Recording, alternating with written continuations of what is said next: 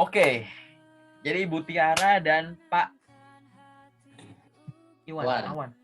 Ya, dan Pak Wan gitu aja. Oh, Pak Awan ya. Oke, Bu Tiara dan Pak Awan, ada pertanyaan apa nih yang bisa kita diskusikan hari ini? Soal CV boleh, tapi yang general. Tapi jangan nanya, CV saya harus gimana, itu nanti. Masih ada yang bingung nggak dalam penyusunan CV gitu?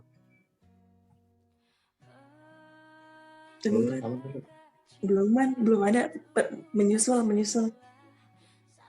Ya, pertanyaan paling dasar aja ya Pak ya. Ya, boleh. Apa Pak? Bagaimana cara penyusunan CV yang baik gitu aja sih Pak. Oke, secara general ya, cara membuat CV yang baik aja ya gitu. Ini secara general sekarang saya kasih gambaran dulu ya. Jadi CV-nya Bu Tiara jauh lebih bagus daripada Pak Awan. Sementara itu ya, nanti detailnya nanti, saya jelasinnya nanti. Jadi sementara dari cara menulisnya lebih bagus Bu Tiara daripada Pak Awan. Tapi saya jelaskan dulu terkait dengan CV yang bagus itu gimana. CV itu harus dua, benar cara bikinnya dan benar cara pakainya. Oke? Cara bikin itu adalah penentuan CV mau dibikin ATS friendly atau bikin desain atau kreatif gitu. Tipe penulisnya mau kayak gimana. Setelah itu penulisan info di dalamnya gitu. Itu benar cara bikinnya. Karena info di dalam CV itu ada yang sifatnya mandatory atau wajib, ada yang sifatnya tuh opsional. Nggak ada juga nggak apa-apa gitu. Itu adalah dari unsur benar cara membuatnya. Oke? Gitu. Ya. Kedua, benar cara memakainya. Cara memakai adalah anggap saja CV-nya udah jadi. Nah, CV ini kan dipakai untuk melamar. Melamar itu kan banyak cara. Mau lewat kirim lewat website, lewat portal karir kayak LinkedIn dan teman-temannya, lewat link web ke mungkin Google Form, mungkin ada yang lewat HR-nya langsung, mungkin ada yang di post, ada yang ditaruh gitu. Kan pasti beda dong, mengirimkan dokumen lamaran lewat email sama lewat Jobstreet kan pasti beda. Jobstreet sama LinkedIn kan pasti juga ada keunikannya sendiri. Sehingga CV kita nantinya kalau kita mau meng-QC gitu, kok saya udah ngelamar banyak, tapi panggilannya kurang. Nah, kita bisa evaluasi dari dua hal ini. Banyak yang bikinnya bener, tapi cara makainya salah. Gitu. Belum tahu cara ngirim CV yang bener kalau lewat platform ini apa gitu. Ya kan? Atau sebaliknya, cara ngirimnya dia tahu lewat email yang bener gimana, kaidahnya lewat website gimana bener. Tapi dia nggak sadar, info yang dia tulis di CV itu masih salah. Ya ada yang typo, ada yang info yang nggak penting dimasukin, yang penting malah nggak ada. Info yang penting ditulis seadanya karena ya saya pengen CV saya cuma satu halaman gitu, memaksakan diri dari jumlah halaman dan lain-lain gitu. Jadi ini adalah masalah. Nah sekarang kita bahas satu-satu terkait dengan benar cara membuatnya. CV itu boleh tipe ATS friendly, browsing aja ATS friendly gimana, paling gampang tuh kayak bikin pakai Microsoft Word aja, kayak mau bikin laporan gitulah. Tidak ada warna aneh-aneh yang hitam putih ya, nggak ada tabel, nggak ada text box, nggak ada simbol-simbol, saranin pakai bahasa Inggris, menggunakan font-font wajar kayak Tahoma, Verdana, Arial, Times New Roman, Century Gothic gitu-gitu aja. Nggak usah pakai yang font aneh-aneh gitu ya. Gunanya adalah untuk membantu sistem mempermudah mengekstrak info yang tertulis di CV. Biasanya akan disarankan menggunakan CV tersebut kalau ngelamar kerja melalui satu ya portal karir, misalkan kayak Jobstreet dan teman-temannya gitu. Jadi Jobstreet dan teman-temannya itu mereka kan pasti punya sistem ATS di mana apalagi untuk perusahaan dengan jabatan atau posisi favorit, apalagi perusahaannya juga namanya udah besar. CV sekian ribu, ngefilternya gimana kalau pakai mata? Jumlah rekruter berapa sih? Sehingga akan dipilih yang baik, yang lebih baik dari yang baik-baik sebelum nanti dipilih yang terbaik dari yang baik-baik gitu ya. Nah, ngefilter di awal itu adalah dari sisi pakai sistem tadi, ATS friendly. Jadi, posisi ya, kualifikasi yang dibutuhkan itu kan udah ada kata kuncinya, keywordnya. Keywordnya ditulis di informasi lowongan kerja. Keyword ini ditaruh di dalam suatu database, database-nya perusahaan lah ibaratnya. Pelamar kan punya kemampuan, ada kata kuncinya, kata kunci yang berkaitan dengan apa? Ya skill, pengalaman kerja dan lain-lain, dia tulis di CV. CV dipakai untuk lamar. Nah, nanti akhirnya kata kunci yang ada di database dicocokkan dengan kata kunci yang diekstrak dari CV. Makin rumit desain, takutnya ada bagian CV yang nggak bisa keekstrak. Akhirnya ini nggak cocok, karena belum tentu dia nggak punya kemampuannya. Mungkin kemampuannya ditulis, tapi nggak kebaca karena desainnya terlalu rumit gitu. Sehingga akan disarankan menggunakan sistem ATS friendly. Misalkan lewat portal karir. Atau yang kedua, beberapa itu ada yang kalau lewat website juga pakai ATS friendly juga nggak apa-apa. Misalkan perusahaan-perusahaan kayak startup gitu. Banyak perusahaan besar ya yang multinasional atau startup yang disarankan melalui ATS friendly gitu. Tipe desain gimana? Kalau punyanya Bu Tiara sama Pak Awan kan pakainya desain, nggak masalah. Karena perusahaan pun tidak selamanya pakai sistem ATS friendly itu, apalagi untuk posisi-posisi strategis ya, gitu. Posisi-posisi yang butuh olahan mata, ibaratnya kayak kan kalau di rumah ada motor sama mobil kan, walaupun ada mobil nggak selalu mobil terus kan yang dipakai, kadang motor, kadang sepeda, ibaratnya gitu. Perusahaan punya sistem ATS juga nggak selamanya pakai ATS friendly. Kalau memang posisi itu cuma butuh ngefilter berapa ratus orang mah pakai mata juga bisa gitu. Sehingga tadi diuji dulu. Kalau mau sih ada 2 CV kalau mau diuji ya, gitu. Iya. Ada CV ATS friendly, ada versi yang desain gitu. Coba iseng, per hari bisa ngelamar kerja berapa? Oh, dengan kesibukan saya sekarang, saya sehari cuma bisa ngirim lamaran 20. Iseng aja, yang 10 pakai desain, 10 pakai ATS friendly gitu. Rutin aja 1 minggu gitu. Rutin 1 minggu nanti dilihat mana yang ada respon duluan. Yang paling banyak respon mana? Gitu. Nah, yang paling banyak respon ini di minggu selanjutnya intensitasnya lebih tinggi. Ada yang bilang, Pak, setelah CV saya ubah jadi ATS, panggilannya makin banyak. Ya itu benar, saya setuju. Ada yang bilang, CV saya pakai yang desain, saya bikin ATS kok malah panggilannya menurun ya, itu juga bisa benar. Gitu. Atau dua-duanya banyak panggilan, itu juga bisa benar gitu. Jadi diuji, karena masing-masing orang itu akan ada keunikan sendiri-sendiri.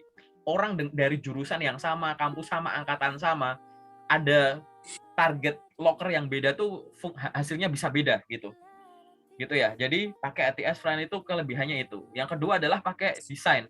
Desain itu akan bagus ya kalau dikirim melalui semua jalan yang bisa langsung ada akses terdekat dengan recruiter. Misalkan email. Gitu. Email itu kan masuk email recruiternya. Dia akan baca langsung gitu kan ya. Gitu. Jadi pakai desain nggak masalah. Toh juga saya ngelihat desainnya punyanya Pak Wan atau punyanya Bu Tiara juga desainnya bukan desain yang lebay gitu. Bukan desain kayak anak-anak yang pakai simbol yang nggak jelas kayak gitu. Jadi desainnya nabrak gitu. Informasinya jadi blur, bukan yang kayak gitu. Jadi email itu adalah salah satu ya jalan yang akan bagus kalau CV itu dipakai yang pakai tipe desain tadi ya gitu. Terus yang kedua adalah kalau misalkan masing-masing itu ngirim lamarannya langsung ke recruiter, misalkan nemu di LinkedIn itu, silahkan kirimkan CV lewat DM misalkan gitu, ada lewat WA gitu. Nggak apa-apa pakai yang itu. Gitu. Jadi ini adalah 2 jenis semacam itu. Tapi kalau misalkan saya pakai ATS friendly tapi pakai desain tapi coba pakai portal karir, tetap pakai Jobstreet, tetap pakai website gimana? Nggak apa-apa, dicoba dulu, diuji gitu. Mendingan diuji dulu karena masing-masing orang itu beda. Nggak sampai detik ini belum ada database yang ada gitu ya. Daftar perusahaan yang sudah memiliki sistem ATS itu nggak ada. Jadi kita harus nguji. Ngujinya itu lewat apa? Coba kita dari sisi lamaran. Mungkin dari cerita-cerita teman-teman kita yang udah keterima di sana. Yang bisa kita tanya, kamu bikin CV-nya pakai CV yang kayak gimana gitu. Jangan tanya sama teman yang keterimanya itu udah 5 tahun, 10 tahun yang lalu. Gitu. Dia keterima sana 5 tahun yang lalu, ya itu rekrutmen 5 tahun yang lalu. Yang sekarang itu gimana? Mau pakai yang tipe apa? Kalau kita nggak tahu, buka LinkedIn, ada target perusahaannya misalkan, kenalan sama HR-nya, rekruternya, nanya, mohon informasi perkenalkan nama saya ini, saya ingin konsultasi, saya berminat untuk bekerja di perusahaan ibu.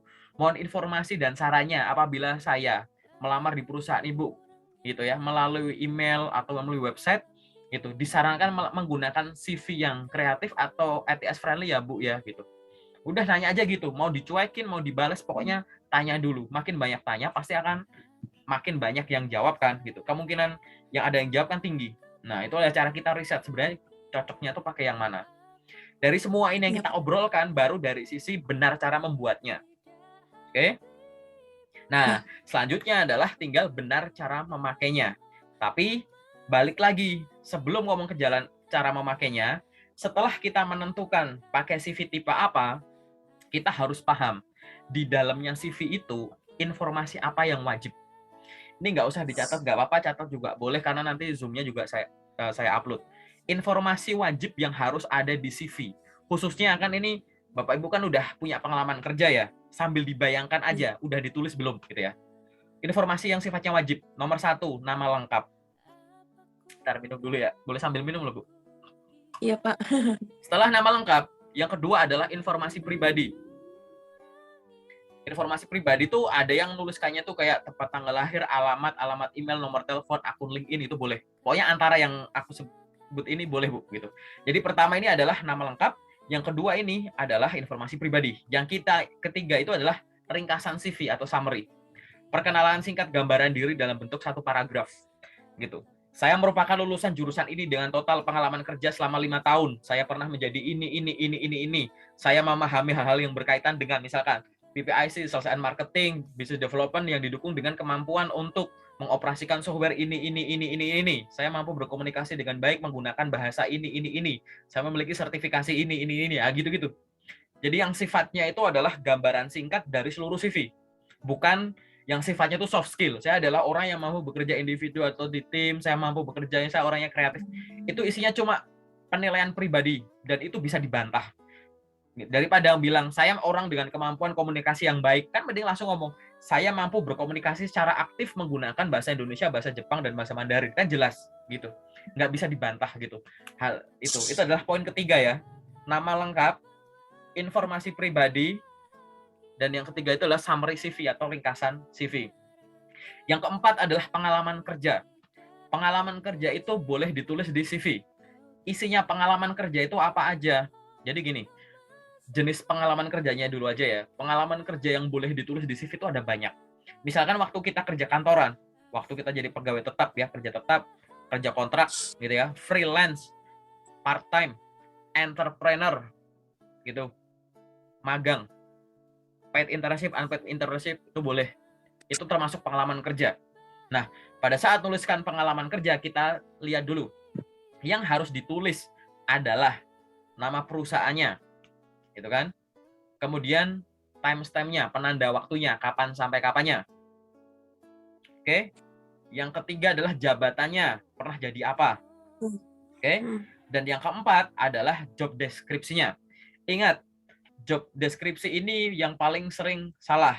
Yang dicari itu job desk itu adalah job desk yang Anda itu diberikan wewenang kepadanya, bukan definisi umum.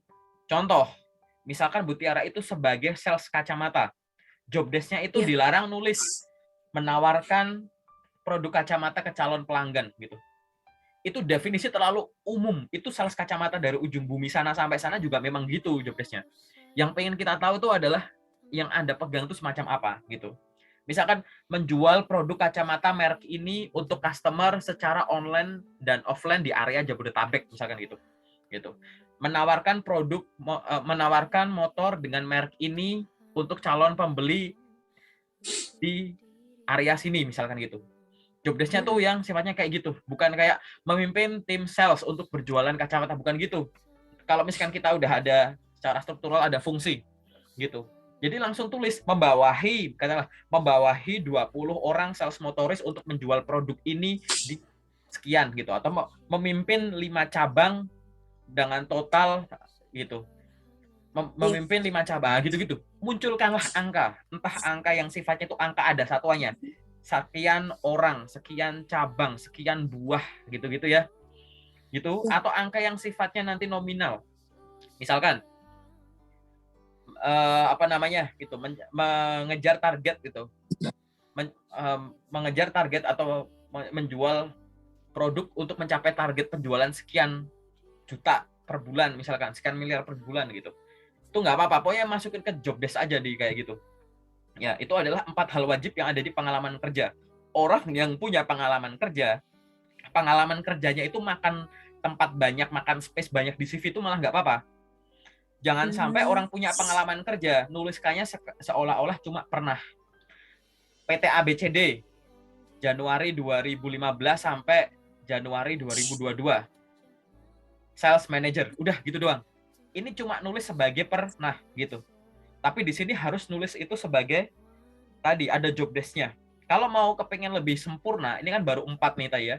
Nama perusahaan, periodenya kapan sampai kapan, job desk-nya apa, jabatannya apa, job desk-nya apa, ini baru 4. Yang kelima adalah prestasinya.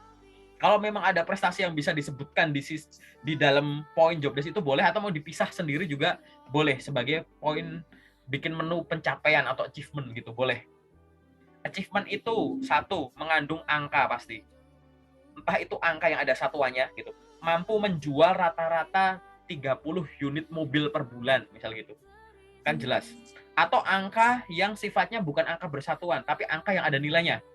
Menjual itu menjual berapa ya misalkan? Menjual 300 unit motor selama 2021 senilai 10 miliar misalkan gitu.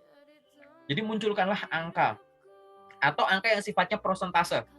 Mencapai kalau misalkan angka itu nggak boleh yang semacam itu karena itu privasi perusahaan, boleh misalkan kayak mampu mencapai target perusahaan 150% di tahun 2021 gitu. Jadi angka yang sifatnya itu prosentase gitu. Atau mau menyampaikan angka sifatnya growth gitu, meningkatkan jumlah omset sebesar berapa misalkan 50% dibandingkan tahun lalu, year on year-nya gitu misalkan. Jadi growth itu bisa growth kenaikan omset atau penurunan biaya operasional, itu juga boleh gitu. Jadi itu merupakan hal yang sifatnya prestasi. Tapi kalau kerjaan saya nggak ada hubungannya dengan jualan, gimana? Tetap bisa pakai angka. Berapa proyek yang bisa diselesaikan, berapa dokumen yang bisa terselesaikan, berapa banyak yang biasa diselesaikan dalam kurun waktu tertentu. Itu akan menonjolkan bukan kemampuan jualan, tapi kemampuan untuk mengerjakan suatu dokumen, suatu hal. Misalkan kalau kita kerja di pabrik, kemana ada yang nanya gitu ya, gitu. Per hari target pabrik bisa berapa? Kemana ada yang kerjanya di pabrik yang di garment gitu. Target per hari berapa pieces gitu, 1000 pieces per hari, kalikan 30 berarti udah mampu menjahit pakaian 30.000 pieces per bulan gitu. Itu kan menentukan kecepatan kerjanya juga gitu. Jadi frekuensi dan kecepatan kerja, hal-hal yang semacam inilah yang jangan malas di breakdown di pengalaman kerja. Nah, terkait pengalaman kerja sendiri, karena tadi ada periodenya atau timestamp-nya kapan sampai kapannya, bagi yang sudah memiliki banyak pengalaman kerja, akan disarankan tulis dari yang terkini dulu. Banyak orang yang nulis, sebenarnya tuh kalau aturan global boleh. Tulis dari yang dulu, paling atas, terus yang terkini taruh di bawah, gitu. Boleh. Tapi akan disarankan, setiap bagian di CV yang mengandung keterangan waktu, penanda waktu, atau timestamp, tulis dari yang terkini dulu. Pengalaman kerja yang terkini, baru mundur nanti. Kalau pengalaman kerja udah bertahun-tahun, mungkin bisa ambil 5 tahun belakang, 5 tahun terakhir atau gimana gitu boleh. Itu beberapa tahun terakhir itu boleh gitu. Pengalaman pendidikan juga gitu, tuliskan S2 dulu baru S1 atau S1 dulu baru SMA. S1 dulu baru D3, D3 dulu baru SMA gitu. Nggak harus semua gitu. Intinya yang ada penanda waktu, tulis dari yang terkini dulu. Oke? Itu terkait dengan pengalaman kerja. Aku ulang lagi yang wajib ada di CV. Nama lengkap, informasi pribadi, summary atau ringkasan CV, dan yang keempat adalah pengalaman kerja. Setelah menulis pengalaman kerja gitu ya, yang selanjutnya itu boleh menuliskan itu adalah pengalaman pendidikan, boleh. Gitu. Pendidikan tulis kerja. Ya, sorry, kok videonya nggak gerak ya di sini ya? Suaraku masih jelas nggak ya di situ ya? Masih. Iya, di tempatku nggak. Oh ya udah gerak. Oke. Jadi selanjutnya adalah pengalaman kerja. Pengalaman kerja itu cukup tulis kerja terakhir atau 2 terakhir saja. Jadi kerja terakhir itu misal kuliah, ya udah kuliahnya aja boleh, kuliah sama SMA boleh, nggak usah dari SD. Kita Pendidikan akan maksudnya. Pendidikan. Ya, pendidikan cukup terakhir atau 2 terakhir. Tidak usah dari ya, misal kayak kuliah dan SMA, kuliah dan D3 atau SMA aja atau SMA sampai gitu. Karena kita mau bikin CV bukan autobiografi gitu. Cukup menuliskan nama instansinya, periodenya kapan sampai kapan, jurusannya apa, IPK-nya berapa gitu.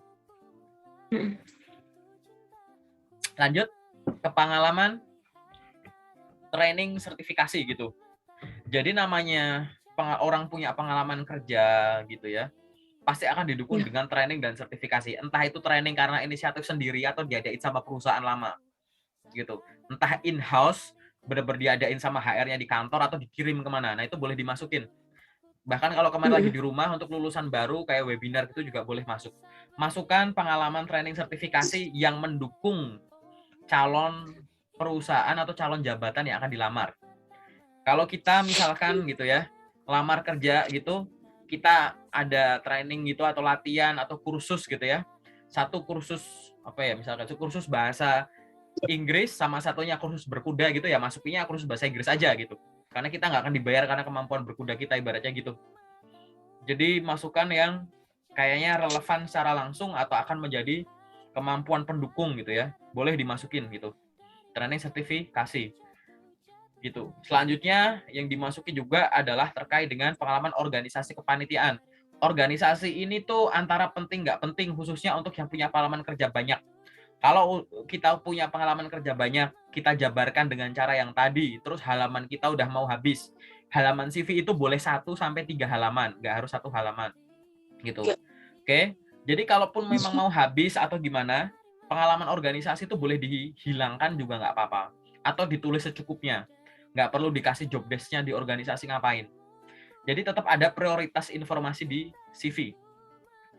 Daripada banyak orang yang membreakdown pengalaman organisasi tapi pengalaman kerjanya atau magangnya nulisnya malah dikit, itu malah salah, itu salah prioritas namanya. Gitu ya. Organisasi kepanitiaan volunteer gitu, kegiatan sosial boleh dimasukkan. Gitu. Yang selanjutnya adalah skill atau kemampuan, keahlian. Oke.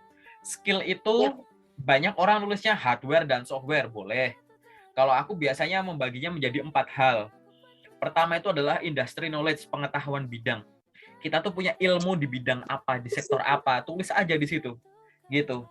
Gitu. Land transport and logistik misalkan itu. Atau misalkan sales and marketing gitu, business development gitu kan. Gitu. Digital marketing, industri gitu ya. Administrasi perkantoran gitu-gitu. Yang sifatnya sektor gitu. Itu pengetahuan bidang namanya. Yang kedua, yang sifatnya itu tools. Tools ini isinya ada 2, bisa hardware atau software. Hardware apa yang kita kuasai, alat apa yang bisa kita operasikan, khususnya bagi CV teman-teman engineer gitu. Engineer itu kadang kan butuh lisensi sertifikasi khusus gitu ya, menggunakan alat tertentu. Sehingga kemampuan mengoperasikan alat tertentu itulah yang harus ditulis gitu. Karena itu merupakan kata kunci. Nah, bagi teman-teman yang sifatnya tuh benar-benar di corporate yang lebih ke kantoran kayak di belakangku di gedung-gedung ini, yang lebih banyak administrasinya, software-softwarenya mungkin bisa dimunculin gitu. Misalkan kerjanya di bagian finance ya semua yang berhubungan sama finance software-softwarenya apa, mulai Microsoft Office, SAP, Zahir gitu-gitu. Itu boleh dimasukkan. Itu terkait dengan skill yang kedua. Yang ketiga adalah language atau kemampuan bahasa.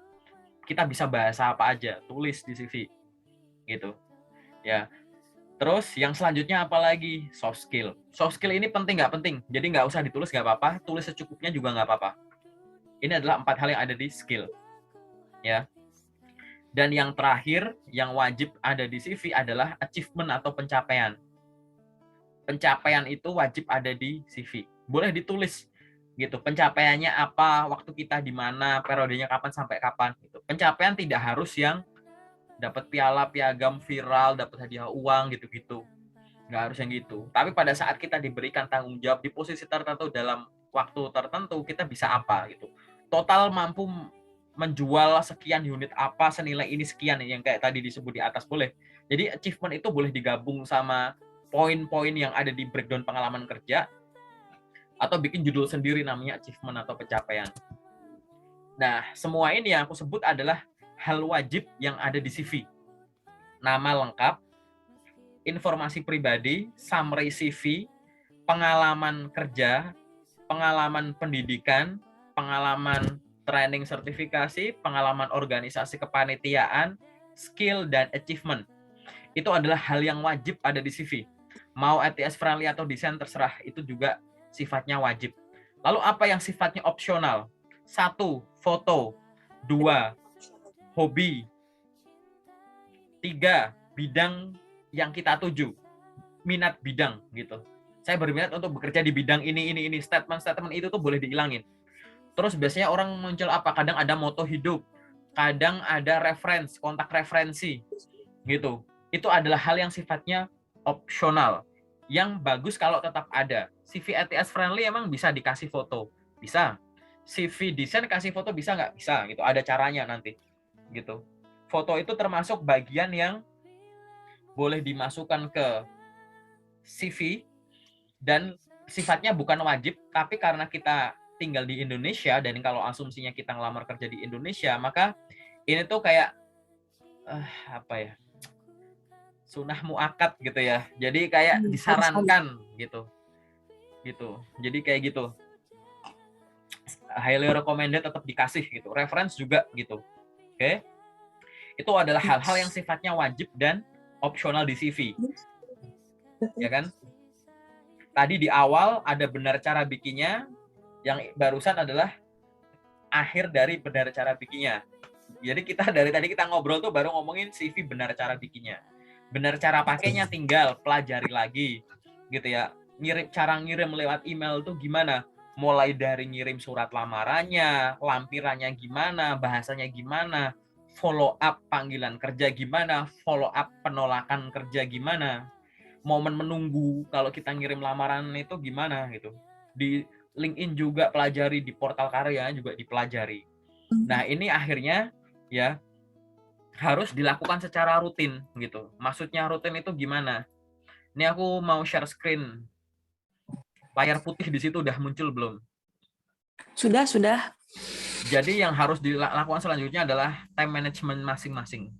Coba dicek waktu 24 jam digunakan untuk tidur itu berapa jam? Dikurangkan untuk misalkan isoma berapa, ngurus keluarga berapa, buat kerja berapa gitu ya. Akhirnya kita nanti akan menemukan waktu ini. Sebenarnya ada waktu kosong tuh sebenarnya per hari itu kita berapa. Ini tiap hari bisa sama, ada yang weekend, weekdays beda. Oh ternyata dengan kesibukanku sekarang ini, waktu kosongku dalam waktu sehari itu cuma ada 3 jam misalkan. Nah 3 jam ini silahkan dialokasikan jadi 2 hal. Pertama itu untuk lamar kerja, kedua itu pengembangan diri. Pengembangan diri itu mulai dari training, kursus ini itu, baca ini itu. Lamar kerja ya apply.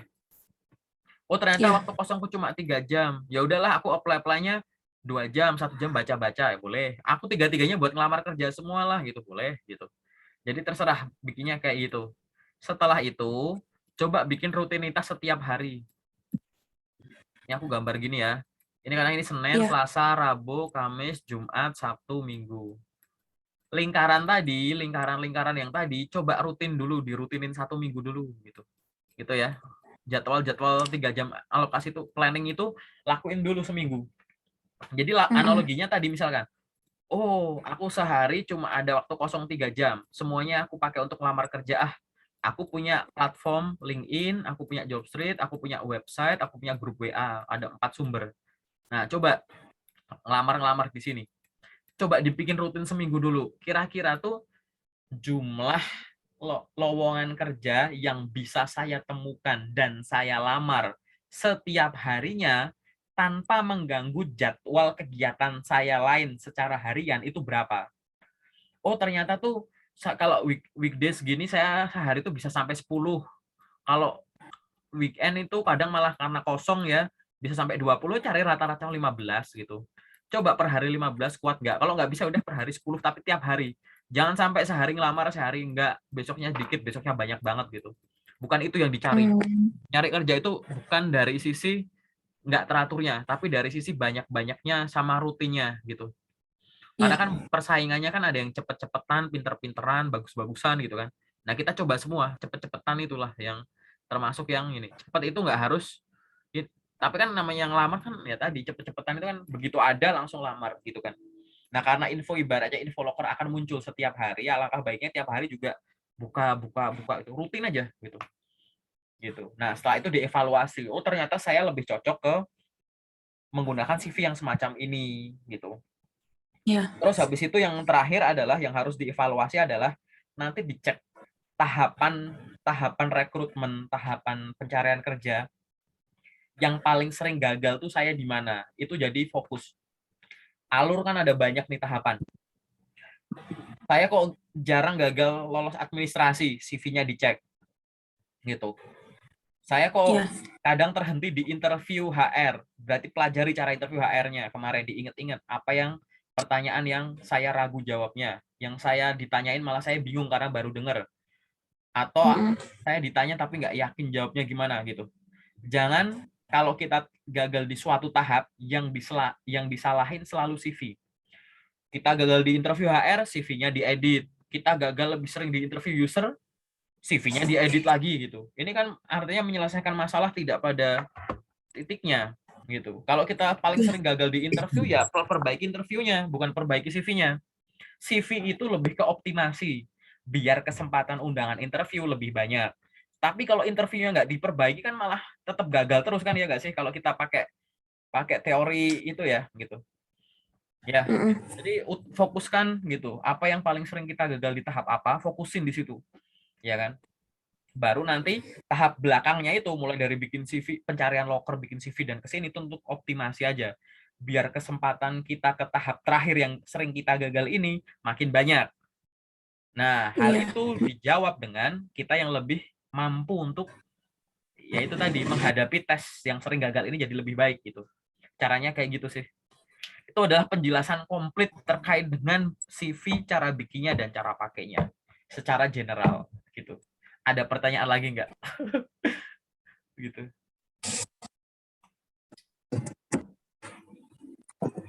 Halo, Pak. Ya, apa Halo, Pak? Pak. Ya, boleh apa, Pak?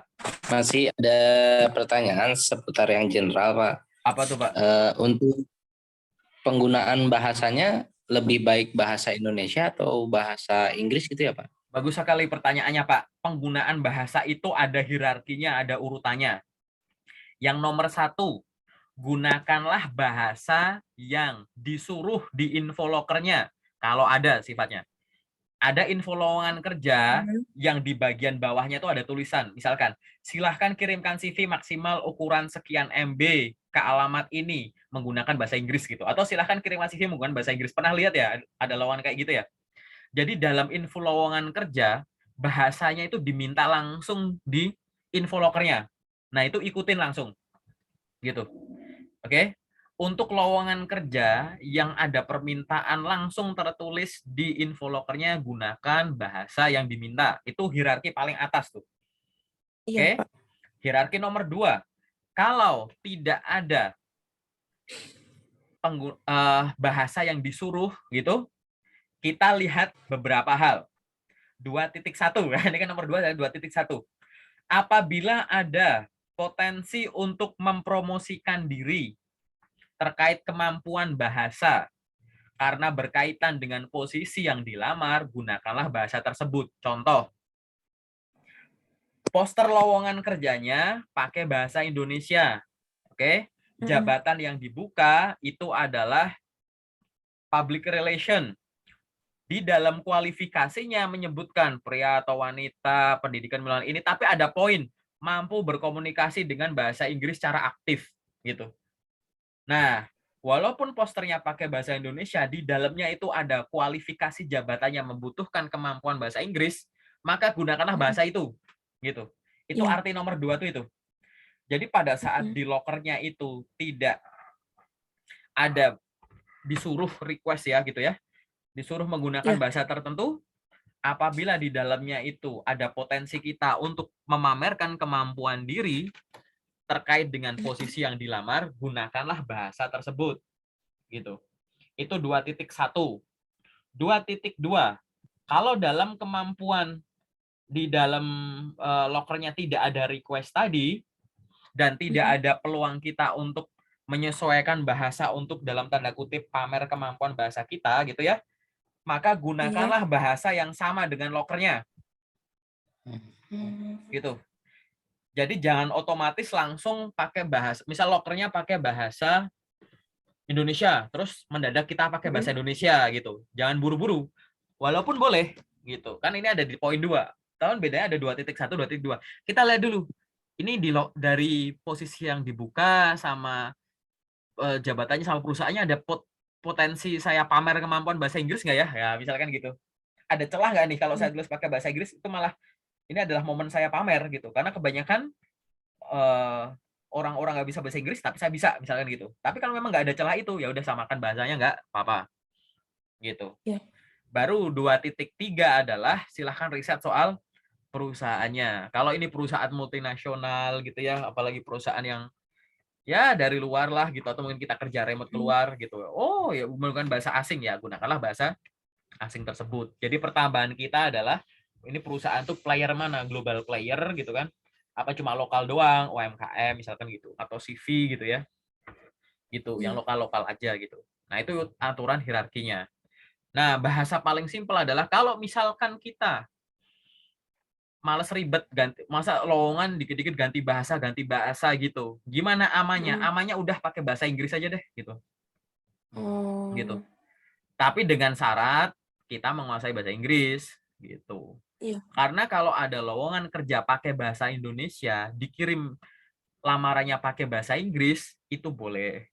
Tapi kalau ada lowongan pakai bahasa Inggris dikirim pakai bahasa Indonesia itu kurang direkomendasikan gitu ya. Iya. Iya. Oke.